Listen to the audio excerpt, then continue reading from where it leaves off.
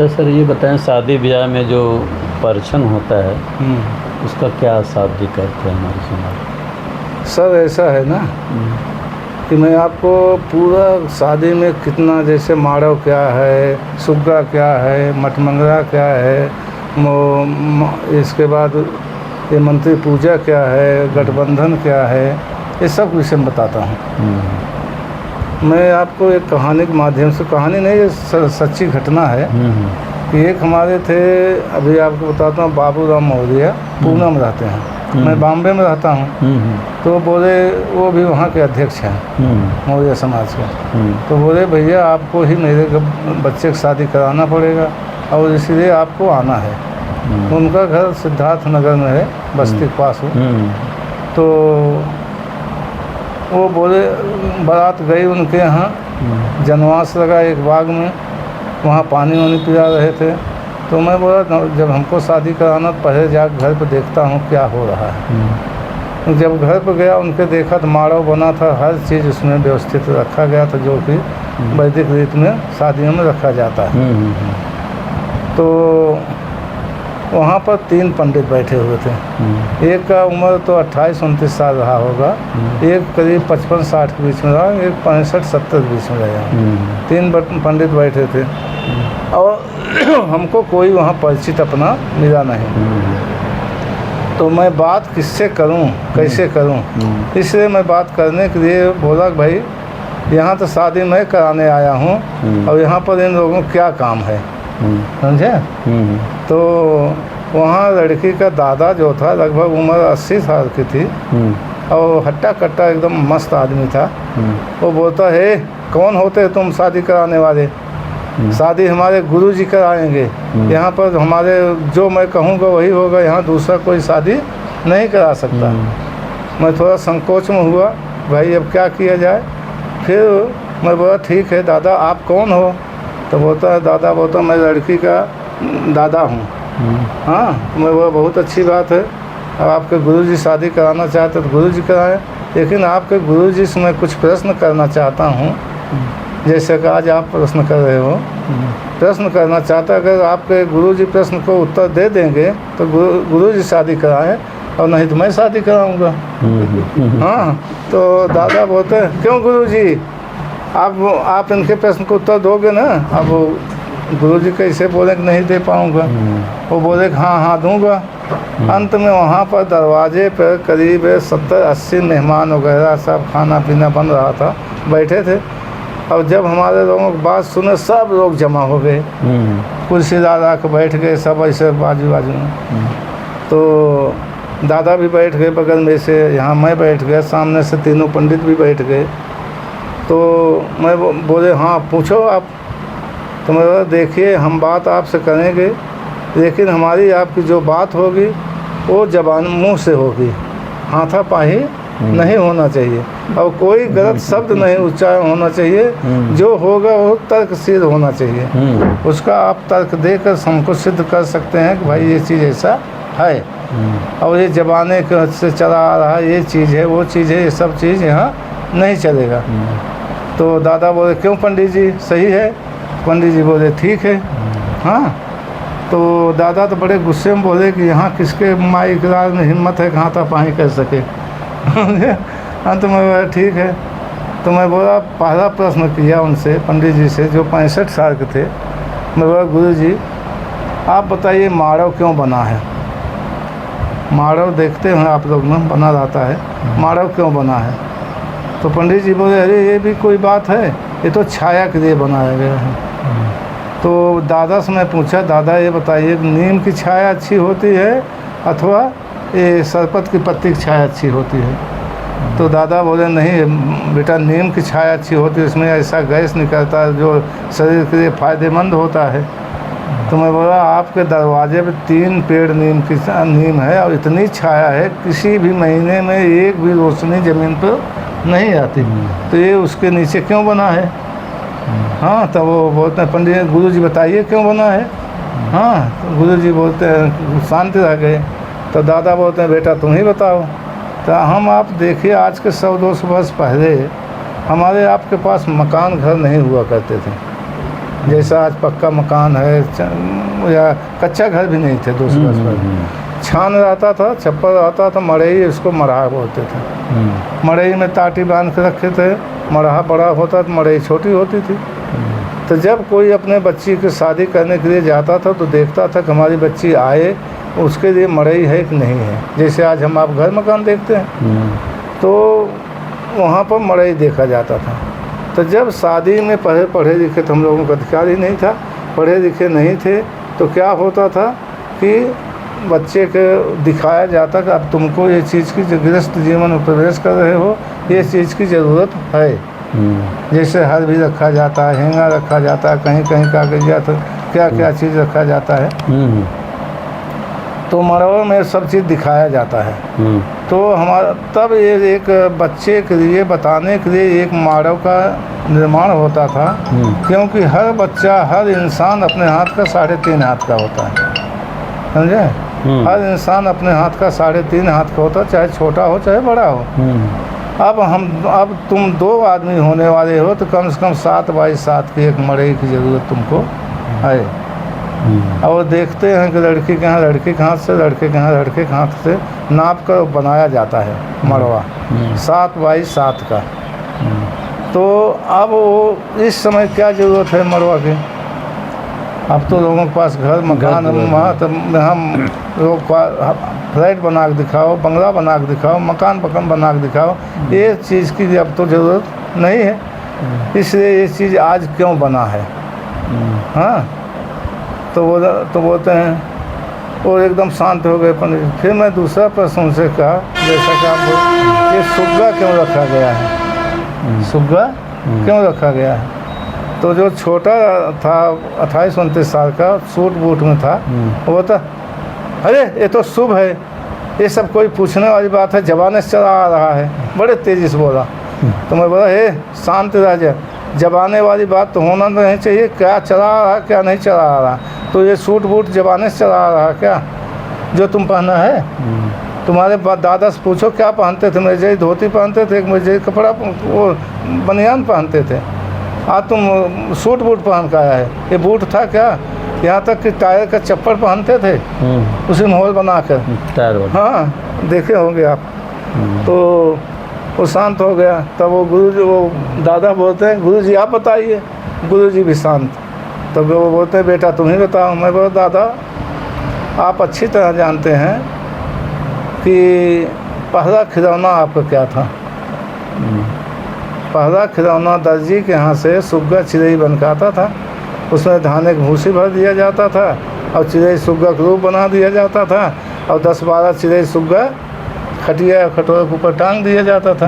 बच्चे उसी में हाथ पाँव मारते थे। होता था कि नहीं? अब जब मड़ई में बैठेगा, शादी होने लगेगी, 2 घंटा 3 घंटा बैठेगा, रोएगा, तो उसको किससे बजाओगे? जिस खिलौने से खेला है। आज भी वो प्रथा चली आ रही है, वो बजाने वाली। और देखते हो तो बोलता है, अच्छा ठीक है, ये तो सही है।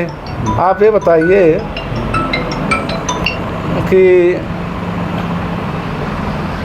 और थोड़ा टाइम बात करो, होगा बहुत इमरजेंसी है। नहीं, चलिए बोलिए। तो इसलिए ये सुग्गा रखा जाता है।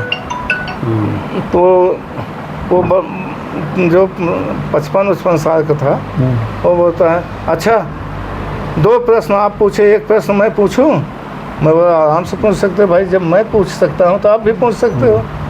तो उसने क्या बोला, ये बताइए, लड़के की शादी में लावा परछा जाता है? मैं बोला, हाँ लावा परछा जाता है। लावा क्यों परछा जाता है? लावा जो परछा जाता है, लड़की के भाई परछता है, लड़की के बाप क्यों नहीं परछता है ना प्रश्न? हाँ, आप देखे होंगे अभी तक लड़की के भाई ही लावा परछता है। मैं बोला, पंडित जी ये कोई बहुत बड़ा प्रश्न नहीं है, तो बहुत आसान है। आप खुद बताते हो कि लावा धाने जो होता है फूटता है, लेकिन उसका छिलका उससे छोड़ता नहीं है। होता है ऐसा। तो जब लड़के की शादी होती है तो उसमें दिखाया जाता, शिक्षा दिया जाता है कि भाई तुमको यही लावा की तरह रहना है।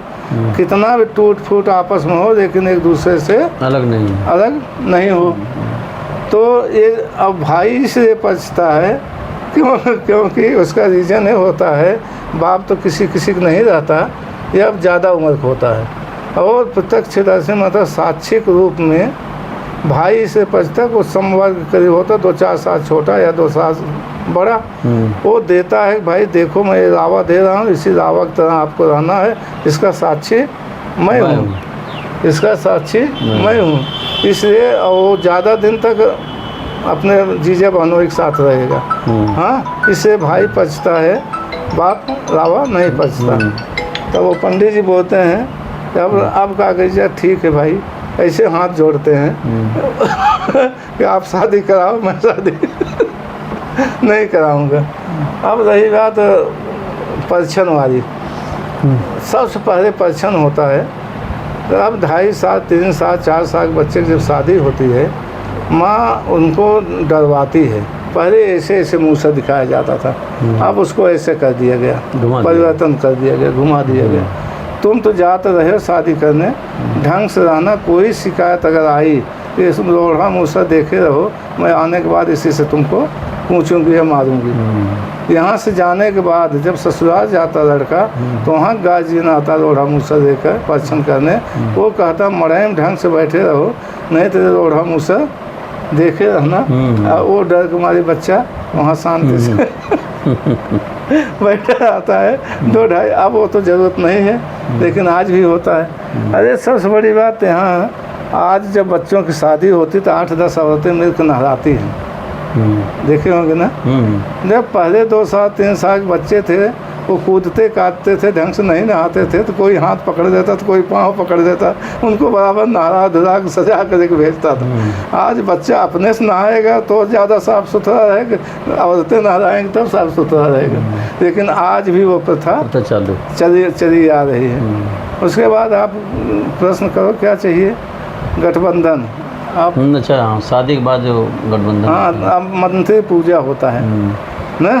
अब मंत्री पूजा होता, देखते होगे लड़की के बाप महतारे जो होते हैं, जो गार्जियन होते हैं उस समय, जिसको मानते हैं, वो दोनों में उर्दी की दाल पीसते हैं ना, और उसको ढक कर चद्दर डाल के ऊपर, जिससे देवी देवता उसको देख न रहे कि हमारे लिए कुछ कर रहे हैं। तो पंडित जी जो पुरोहित आते हैं, ये घरिया देते हैं या कोसा देते हैं या कोई भी जहाँ जहाँ जैसा रिवाज है, उसमें सब देवी देवताओं का आवाहन करते हैं, बुलाते हैं। आप सुने होंगे, बुला के उस घरिया में उसी उन लोगों से भरवाते हैं, रखवाते हैं, इनको इसमें भर के रखो।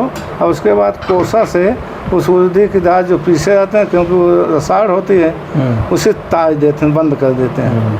अब बोलते क्या हैं कि जाओ इसको रखो, जब कर शादी होने लगेगी, हाँ, शादी होने लगे तब खोलना, तो ये लोग जाके यज्ञ देखेंगे। होता है ऐसा ना। हाँ, अब बताइए, हम आप सोचिए, जरा भी दिमाग लगाइए कि वो जो भर रहा है उसमें ठूंस रहा देवी देवताओं को मजबूत है, जो ठूंसा जा रहा है वो मजबूत है। सोचने वाली बात है कि नहीं है? हम आप उनको देवी देवताओं बुला के उसमें ठूंस रहे हैं घरिया में, और वो देवी देवता हैं, मजबूत चीज़ हैं, लेकिन तो हम उनको ठूंस है, जो ठूंस है वो मजबूत है, जो ठूंसा जा रहा है वो मजबूत है। सोचने वाली बात। और जब 24 घंटा एक घरिया के अंदर कोई बंद रहेगा, हवा पानी उसको नहीं मिलेगा, तो भपक मर जाएगा, जिंदा रहेगा। वो क्या देखेगा? हमारी आपकी देखेगा क्या? नहीं देख सकता।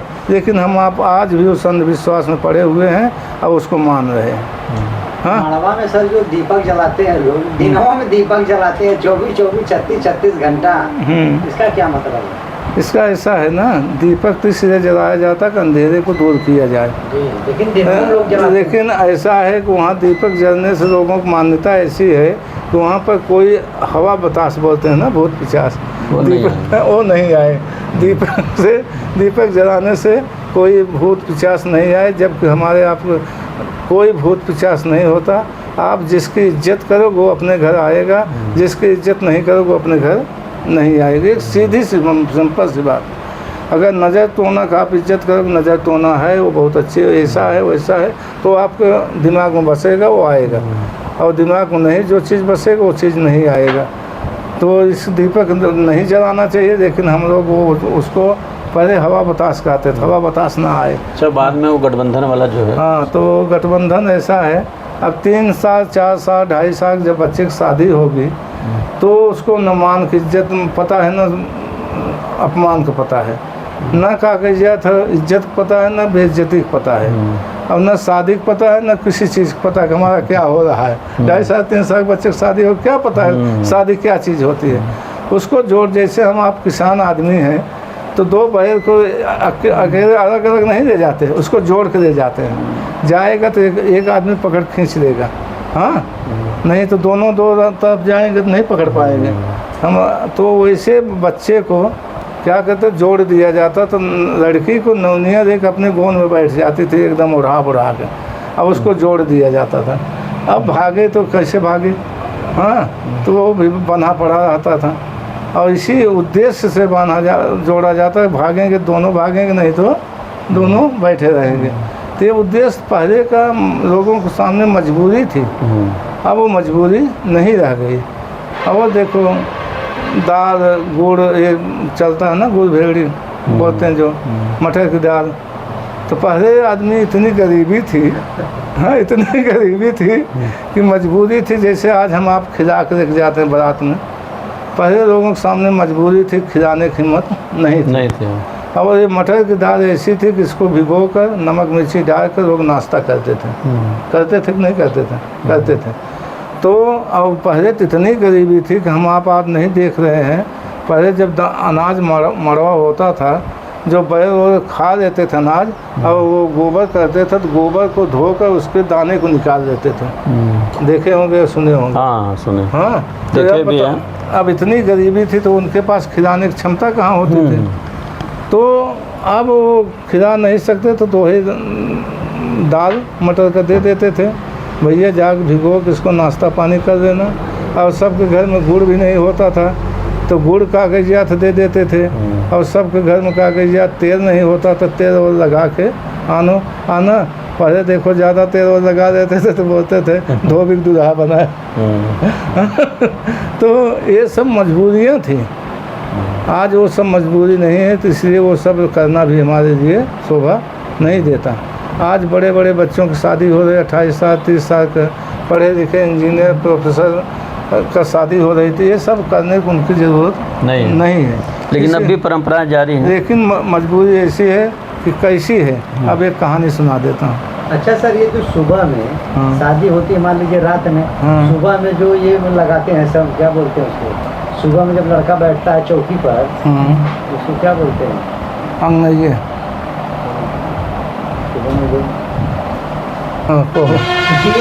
कोहबर जो होता है सुबह में, लड़के को लोग इतना बेइज्जत करते हैं, कोई टिकली लगा रहा, कोई लिपस्टिक लगा रहा, कोई तेल, कोई दिलबहार, क्या क्या लगा कर लोग उसको बेइज्जत करते हैं। क्या ये कहाँ तक सही है? नहीं, ये तो बिल्कुल सही गलत है। लेकिन कोहबर में जो ले जाते तो पहले की प्रथा ऐसी थी कि वहाँ दिया जलाते हैं, 2 दिया को एक दूसरे की बातें मिलाते हैं। तो मतलब 2 प्रकाश, 2 घर के प्रकाश को एक प्रकाश बनाना है, वो उनकी ये मजबूरी थी। उसमें हंसी मजाक ठट्ठा करते थे, हंसी मजाक को कहीं सीमा से बाहर कर दिया वो बात अलग हो गई, लेकिन वो हंसी मजाक ठट्ठा ही था। और थोड़ा उसमें ये सब चीज़ें थी, खुशियाँ थी, क्योंकि वो मेन उद्देश्य था कि 2 दीपक को एक दूसरे में मिला देना। हाँ, 2 बाती को एक मिलाना ना, मतलब 2 घर के प्रकाश को एक प्रकाश बना देना, तो उससे ज़्यादा होगा, वो दिखाने का प्रथा थी। और जो हम हंसी मजाक करते हैं, कुछ टिकरी बिकरी लगाते हैं, तो सर हमने देखा है कि 70% कोहबर पर मार हो जाती है। और रीज़न वही है ना, जो अति करोगे, किसी चीज़ का अति करोगे तो वो चीज़ मार होना ही होना है। और सर हमने देखा है ना, अगर शादी 26 तारीख को है तो 26 को ही शादी भी होनी चाहिए और विदाई हो जाए कि लड़की अपने घर 26 को ही पहुंच जाए। अब आपको बताऊं, ये लोग क्या करते हैं, 26 तारीख को शादी है, 27 तारीख को भोर में 4 बजे विवाह कर रहे हैं। सुनो, ये सराय मधे की बात में शादी करा रहा था, वो हमारे जहाँ पर शादी का मंडप बना था तो उसके ठीक पीछे एक ब्राह्मण थे, उपाध्याय थे, वो बैठे हुए थे। जब मैं बताने लगा ये सब चीज़ तो वो बैठ के सुनने लगे, और सुनते सुनते मैं थोड़ा उसमें ये भी जैसे पहले बताया कि भाई जब सत्यनारायण कथा सुनो तो सबसे पहले पूछो कि 14 एक आगे दीपावली के एक दिन घूरे दिया क्यों जलाया जाता है, और उसको नरक चतुर्दशी क्यों कहा जाता है। हाँ, ये चीज़ बोला। और दूसरे मैं सत्यनारायण कथा तो नहीं बता सकता क्या चीज़ है, क्योंकि सबको अच्छा नहीं लगेगा, इसलिए आप लोग खुद पूछ लेना, मालूम पड़ जाएगा। दूसरी बात कि जो शादी के आज तक जितनी मतलब लगन से शादियां होती हैं, वो शादी 12 बजे के बाद होती हैं। 12 बजे से 3 बजे 4 बजे तक 3:30 बजे तक राक्षसी बेला कहा जाता है।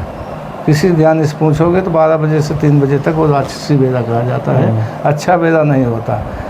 और वो पहले मतलब कि दूल्हा दुल्हन राक्षस है। सुनो, इस पहले जब आर्य लोग यहाँ आए तो सुर और असुर का युद्ध हुआ।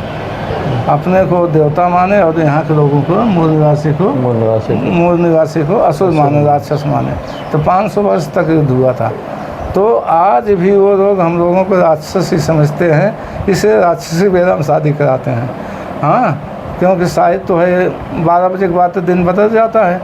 तो जब मैं शादी करा के निमुख आया, बैठा था एक जगह खाना खा रहा था, तो गुरुजी, पंडित जी, उपाध्याय जी हमारे पास आए। अब बोलते हैं कि भाई आपने शादी कराया? मैं बोला हाँ शादी कराया। बोले सब बहुत अच्छा है, हम लोग भी नहीं जानते थे ये सब जितना आप बताए, लेकिन एक जगह आप गलत बोले। मैं बोला क्या गलत बोला? जो बोले कि आपने बोले कि राक्षसी बेला में हम लोगों की शादी होती है, राक्षसी बेला में शादी कराते हैं, आज भी लोग हमको राक्षस समझते हैं, ये आपने गलत बोला। मैं बोला ठीक है भाई, हम गलत बोला तो सही, लेकिन आप ये बताइए कि मुहूर्त जब निकालते हो तो क्या टाइम देते हो?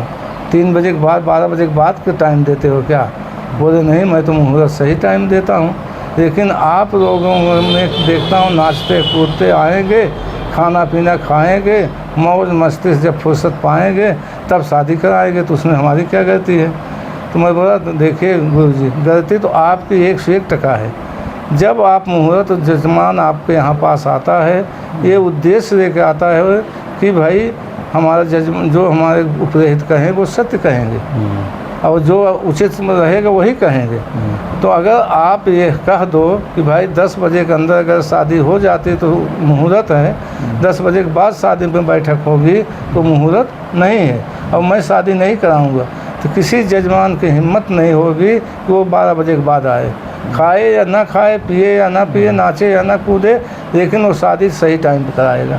लेकिन आप लोग नहीं कहते ऐसा, कहते हो क्या? हाँ, बोलते हैं जब मैं कहूँगा तो जजमान मानेगा ही नहीं। तब मैं बोला जब जजमान नहीं मानेगा तो जजमान आया क्यों आपके पास मुहूर्त पूछने? जब आप सही एकदम कंफर्म बोलोगे तो जजमान मानेगा भी और मुहूर्त पर शादी कराएगा भी। और अगर नहीं करोगे कि भाई जाओ तुम अपनी मर्जी से जब चाहो तब करो, तो वो मानेगा। इसलिए गलती आपकी है। हमने एक शादी तय किया ना, वो कह रहे थे कि अब दौर पूजा भी कराएंगे और परचन भी कराएंगे। हम कहे एक ही चीज़ कराओ। हम सहमत हैं परचन पे दौर। चलिए सर, काफ़ी जानकारी आपने दिया है, और आपकी यह जो जानकारी है काफ़ी लोगों तक पहुँचेगी।